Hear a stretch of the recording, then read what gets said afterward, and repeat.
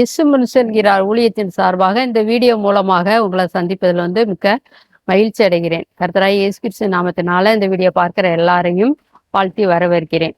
இந்த வீடியோ மூலமாக நம்ம இன்னைக்கு என்ன பார்க்க போறோம்னா, நம்முடைய வீடு எப்போது கட்டப்படும் அப்படின்ற தலைப்பில் தான் பார்க்க போறோம்.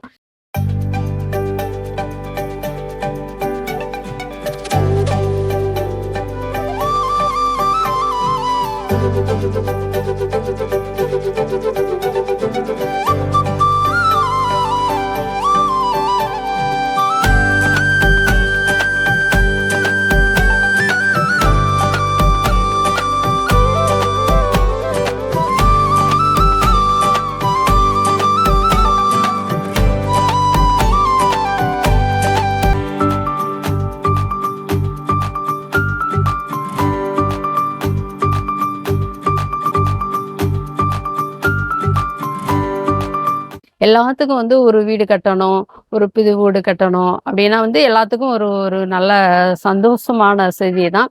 ஆனா அந்த வீடு கட்டுறதுக்கான ஒரு நல்லா ஃபர்ஸ்ட்டு நல்ல ஒரு பிளான் பண்ணணும். அதுக்கு எவ்வளவு இன்வெஸ்ட் பண்ணணும், எவ்வளவு தேவைன்றதெல்லாம் ஒரு நம்ம கணக்கு போட்டு ஒரு வீடு கட்டினா தான் அந்த வீடு நல்லபடியா கட்டி முடிக்க முடியும். அதே மாதிரி வேதாகமத்திலையும் ஒரு சில காரியத்தை பார்க்க போறோம். நம்முடைய வீடு எப்படி கட்டப்படும் அப்படின்றது சாலமோன் ஞானி ஒரு தெளிவாக ஒரு வார்த்தை சொல்றாரு.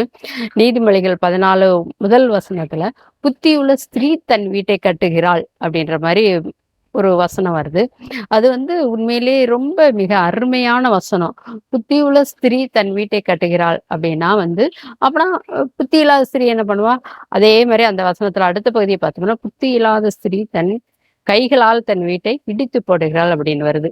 புத்தியுள்ள ஸ்திரீ புத்தி உள்ள ஸ்திரீக்கு தேவையானது எப்படி அந்த வீடு முதலாவது நம்ம கட்டப்படும் அப்படின்னு பார்த்தோம்னா, மற்றவர்களை கட்டி எழுப்புகிற வார்த்தைகளை நம்ம முதலாவது பேசணும். மற்றவர்களை கட்டி எழுப்புகிற வார்த்தைகளை பேசணும் அப்படின்னா, அவங்கள ஒரு என்கரேஜ் பண்ற மாதிரி உள்ள வார்த்தைகளை பேசணும். ஒரு சோர்வா ஒரு பலவீனமா இருக்கிறவங்களும் வந்தாங்கன்னா அவங்கள நம்ம கட்டி எழுப்புற மாதிரி நம்ம பேசணும் நம்முடைய வார்த்தைகள். அதுக்கு முக்கியமா ஞானம் தேவைப்படுது. ஞானம்னா சாதாரணமான ஞானம் அல்ல. நல்ல ஒரு தெய்வ ஞானம் இருந்தாதான் நம்ம அப்படிப்பட்ட வார்த்தைகள் எல்லாம் நம்ம பேச முடியும்.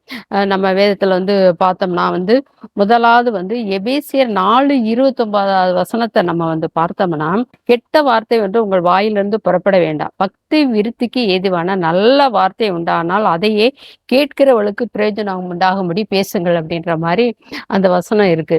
அது கெட்ட வார்த்தை அப்படின்னா என்ன ஒரு ஒரு ஹார்டான வார்த்தை. எல்லாம் கெட்ட வார்த்தைன்னா ரொம்ப அசிங்கமான அப்படின்னு கிடையாது. ஒரு ஹார்டான வார்த்தைகள் அதாவது நெகட்டிவான வார்த்தைகள் இல்லாம ஒரு பாசிட்டிவான வார்த்தைகள், ஒரு நல்ல எனர்ஜெட்டிக்கா அவங்க ஒரு பிரச்சனையில ஒரு சூழ்நிலையில தான் இருக்காங்கன்னு வச்சுக்கோமே, அவங்கள தட்டி எழுப்புற மாதிரி ஒரு ஒரு உதாரணத்துக்கு எடுத்தாங்கன்னா, அவங்க உறவினர்கள் யாரோ சுகவீனமாக மருத்துவமனையில இருக்காங்கன்னு சொல்றாங்கன்னு வச்சுக்கோமே, உடனே நம்ம ஒரு சோர்வான வார்த்தைகளை பேசக்கூடாது. ஆமா அப்படித்தான், எங்களுக்கு தெரிஞ்சவங்க கூட போன வாரம் இதே சூழ்நிலைலாம் இருந்தாங்க, அவங்க இறந்து போயிட்டாங்க அப்படின்ற மாதிரி வார்த்தை. அவங்க நிஜமாவே இறந்து போயிருக்கலாம். அதை நம்ம இவங்க கிட்ட இந்த சூழ்நிலையில நாம சொல்லக்கூடாது.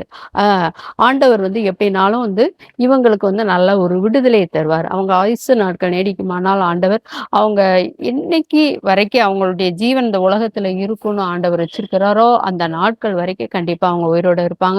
நீங்களும் ஜெபம் பண்ணுங்க, நாங்களும் ஜெபம் பண்றோம் அப்படின்ற மாதிரி ஒரு நல்ல வார்த்தைகளே அவங்கள ஒப்பம் கூட அவங்களும் ஒரு யோசித்து பார்ப்பாங்க. ஆமா, நல்ல ஒரு பக்தி விருத்தியான நம்ம வார்த்தைகள் சொல்லும்போது அவங்களும் ஜெபம் பண்ணி பார்ப்போமே, நம்மளுக்கு ஒரு நல்ல விடுதலை கிடைக்குமே அப்படின்ற மாதிரி உள்ள வார்த்தைகளே நம்ம பேசணும். அதுக்கடுத்து இதுக்கு ரிலேட்டடாக இன்னொரு வசனத்தை பார்த்தோம்னா 1 தெசலோனிக்கேயர் 5:11, ஆகையால் நீங்கள் செய்து வருகிறபடியே ஒருவரை ஒருவர் தேற்றி ஒருவருக்கு பக்தி விருத்தி உண்டாகும்படி செய்யுங்கள். பக்தி விருத்திக்கான நம்ம வார்த்தைகளை பேசும்போது செய்யும் போதும் தான் நம்முடைய வீடும் கட்டப்படும். நம்மளை சார்ந்து இருக்கவங்களையும் நாம கட்டி எழுப்ப முடியும். அதுக்கு நல்லா ஞானம், நான் முதலாவது சொன்ன மாதிரி நல்ல ஞானம் தேவைப்படுது. ஞானம்னா சாதாரண ஞானம் இல்ல, நல்ல ஒரு தேவ ஞானம். தேவ ஞானம் தேவ ஞானம் இருக்கும்போது தான் ஒழுங்காக அந்த வந்து செயல்களை வந்து நாம செய்து முடிக்க முடியும். எப்படின்னா வந்து அதுவும் நீதிமொழிகள் 9 அதிகாரம் 1லிருந்து 6 வசனங்கள்ல வந்து பார்த்தோம்னா, ஞானம் தன் வீட்டை கட்டி 7 தூண்களையும் சித்திரது அப்படியே வரிசையா கீழ பார்த்துட்டே இருந்தோம்னா அழகா இருக்கும். இப்ப கடைசியில அவர் முடிக்கும்போது, "பேதியுள்ளவர்களே வாங்க, புத்தி தெளிந்து கொள்ளுங்க, புத்தி தெளிவாகுங்கள்" அப்படின்ற மாரி அவரு முடிப்பாரு. அதனால வந்து நல்ல ஒரு புத்தி வேணும்னா, நல்ல ஒரு தேவ ஞானம் வேணும். தேவ ஞானம் இருந்தா தான் நம்முடைய வீடு வந்து கட்ட முடியும். நம்ம தமிழ்நாட்டுல கூட ஒரு பழமொழி எதார்த்தமா ஒரு பழமொழி சொல்லுவாங்க. "ஆவதும் பெண்ணாலே, அழிவதும் பெண்ணாலேன்னு." ஒருவருடைய வெற்றிக்கு பின்னால் இருப்பதும் பெண். ஒருவருடைய தோல்விக்கு பின்னாடி இருப்பது ஒரு பெண். முக்கால்வாசி நம்ம நெறைய காரியங்கள நம்ம பார்க்க போனோம்னா, அப்படிதான் இருக்கும். அதனால வந்து ஆண்டவருடைய பிள்ளைகள் வந்து பெண்கள் வந்து முக்கியமா வந்து ஒரு வீடு வந்து கட்டப்படணும்னா ரொம்ப ரொம்ப அழகாக ரொம்ப அழகாக வந்து நம்ம செயல்படணும்.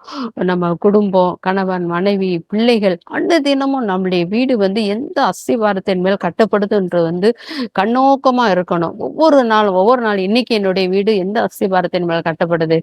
அதிகாலையில் எந்திரிச்சு ஆண்டவருடைய கரத்துல ஒப்புக் கொடுக்கணும். ஆண்டவரே இன்னைக்கு வந்து என்னுடைய வீடு உம்முடைய ஞானத்தின் மூலமாக, உம்முடைய அபிஷேகத்தின் மூலமாக, ஆவியானவரே நீர் எங்க இல்லத்துக்கு வாங்க. இந்த வீடு இன்னைக்கு எங்களுடைய வீடு உம்முடைய ஞானத்தால் கட்டப்படணும். அப்படின்ற மாரி தான் நம்ம வாழ்க்கைய ஆரம்பிக்கணும். அப்படி இருக்கும்போது தான் ஒரு நிலையான ஒரு வீட்ட நம்ம கட்ட முடியும். அதுக்கடுத்து அதுல பின்பகுதிய பார்த்தோம்னா, "புத்தி இல்லாதவள் தன் கைகளால் அதை இடித்து போடுகிறாள்" அப்படின்ற மாரி பார்க்கிறோம்.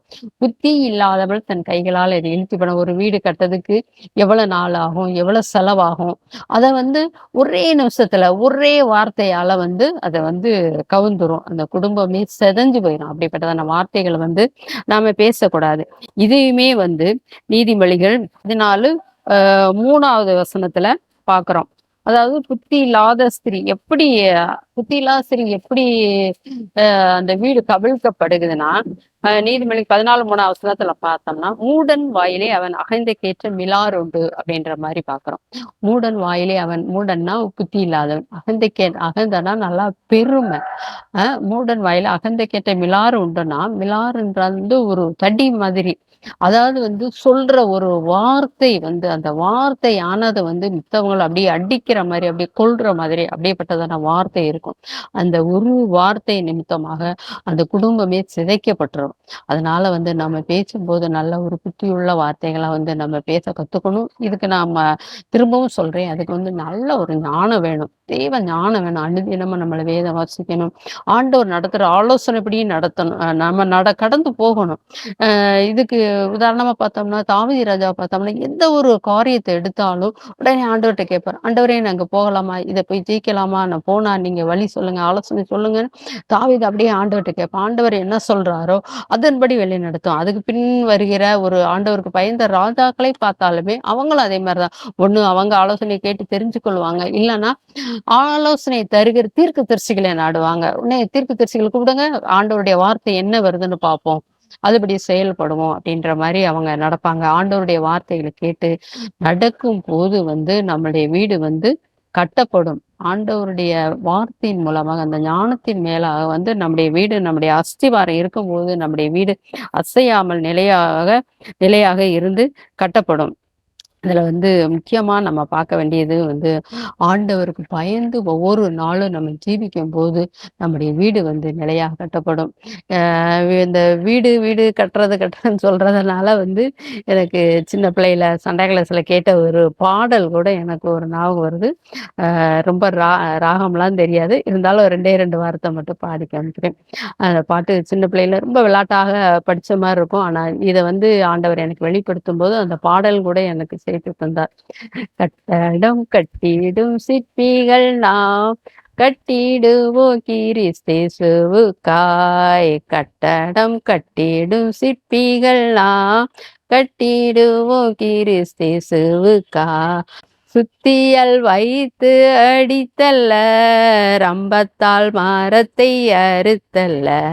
சுத்தியல் வைத்து அடித்தல்ல, ரம்பத்தால் மரத்தை அறுத்தல்ல. உண்மையிலேயே இந்த பாட்டு ரொம்ப பிடிக்கும். சின்ன பிள்ளைல அந்த விளையாட்டுக்காண்டி இந்த சில வீடுகளெல்லாம் பார்க்கும்போது நாங்க அந்த பாடல்கள பாடி ரொம்ப மகிழ்வோம். இந்த இந்த காலகட்டத்தில இந்த காரியத்த பேசும்போது உண்மையிலே இந்த பாடல் எனக்கு ஞாபகம் வருது. பரலோகத்தில் நம்ம ஆண்டவருக்காண்டி நம்ம செயல்கிட ஒவ்வொரு பூலோகத்துல நம்ம என்னென்ன காரியங்கள் செய்யறோமோ அந்த பரலோகத்துல ஒரு ஊழியக்காரர் கூட சொல்லுவாரு. நம்ம பூலோகத்துல எது எது செய்யறோமோ ஒவ்வொரு செங்கல் நம்முடைய கட்டடத்துக்காக அங்க எடுத்து வைக்கப்படும் அப்படின்ற மாதிரி சொல்லுவார். அது உண்மையிலேயே ரொம்ப முக்கியமானது. அதனால நம்முடைய வீடு எப்போது கட்டப்படுமானால் நம்முடைய வீடு ஒரு நல்ல ஞானமுள்ள நல்ல ஒரு அபிஷேகத்தோட நம்முடைய வீடு அந்த அந்த அஸ்திபாரத்தின் மேல் கட்டப்படும் போது தான் அந்த வீடு நல்ல முறையில் நம்ம கட்டி முடிக்க முடியும். நாமளும் கட்டி முடிக்கலாம், அநேகரை கட்டி எழுப்பவும் முடியும். இந்த வீடியோ மூலமாக உங்களை சந்தித்தல் ரொம்ப மகிழ்ச்சி. இந்த வீடியோ உங்களுக்கு மிகவும் ஆசீர்வாதமாக இருக்கும்னு நினைக்கிறோம். அநேகருக்கு ஷேர் பண்ணுங்கள். இந்த புது வீடியோவில் சப்ஸ்கிரைப் பண்ணுங்கள்.